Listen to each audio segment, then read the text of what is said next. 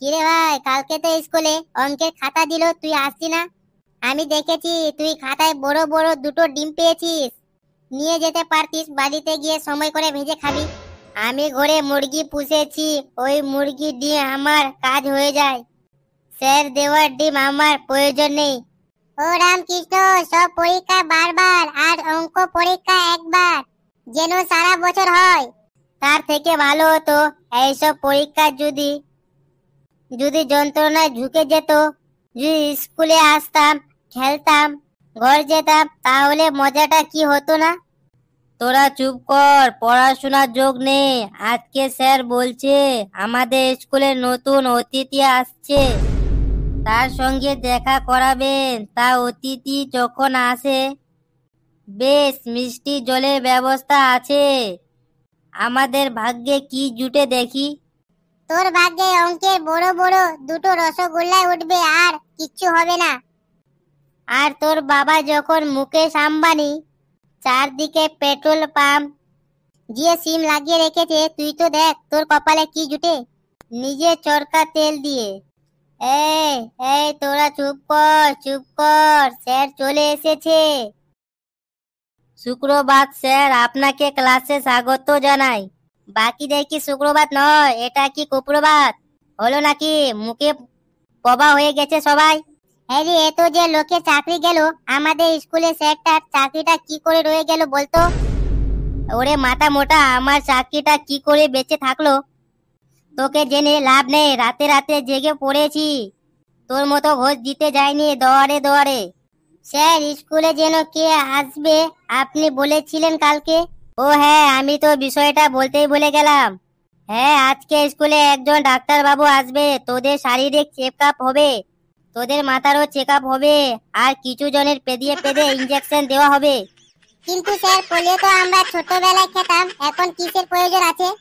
তোর পোলিও ঠিকঠাক করে নি রে, ওই জন্যে তোর মাথা চুল গুলো খাড়া খাড়া লাল লাল হলুদ হয়ে যাচ্ছে। স্যার আমিও বড় হয়ে ডাক্তার বাবুর মতো বড় ডাক্তার বাবু হব, বিনা টাকা পয়সা দিয়ে আমি রোগীদের চিকিৎসা করব। তাহলে তুই খাবি কি রে, আর পড়বি কি করে, আর তোর ঘর সংসার চলবে কি করে রে? এই যে স্যার, এর কথা বলেছিলাম। আমার মাস্টার্য ভাই একজন বড় ডাক্তার, তোদের শারীরিক সম্পর্কে কিছু বলবে। গুড মর্নিং কোচি বাদের ছেলেরা। তা তোমরা শারীরিক সম্পর্কে নিয়ে সচেতন? তোমরা এখনো নতুন ইয়ং ছেলে, তোমরা কখনোই নেশা করবে না। সকালে দিয়ে একদম সন্ধ্যা অবধি ফিট থাকবে, স্ট্রং থাকবে, দাঁত মাজবে, স্নান করবে, নিজেকে পরিষ্কার পরিচয় রাখবে, জামা কাপড় কাজে সব কিছু করবে। ওই স্যার পড়ার চাপে সমস্ত কাজ করা উঠে না। স্যার ওই স্যারটাকে বলে যদি একটু পড়াশোনার চাপটা একটু কমানো, তাহলে স্যার ওই সব কাজ একটু মন দিতে পারতাম। সকালবেলায় উঠে না ওই বারাস করতে ভুলে যাই মাঝে মাঝে, কিন্তু স্যার বই নিয়ে পড়তেই হয়। আরে বাবা, পড়াশোনা তো চালু রাখতেই হবে, তারপর পাশাপাশি ফুটবল খেলা, সমস্ত শারীরিক চর্চা এইগুলো করতে হবে। আর হ্যাঁ, খাওয়া দাবার মন দিতে হবে। হ্যাঁ স্যার, খাওয়া দাবার মনোযোগ দিয়েই করি। নিজের খাওয়া শেষ হলে লোকে খাওয়া দাবার মনোযোগ দিয়ে দেখি।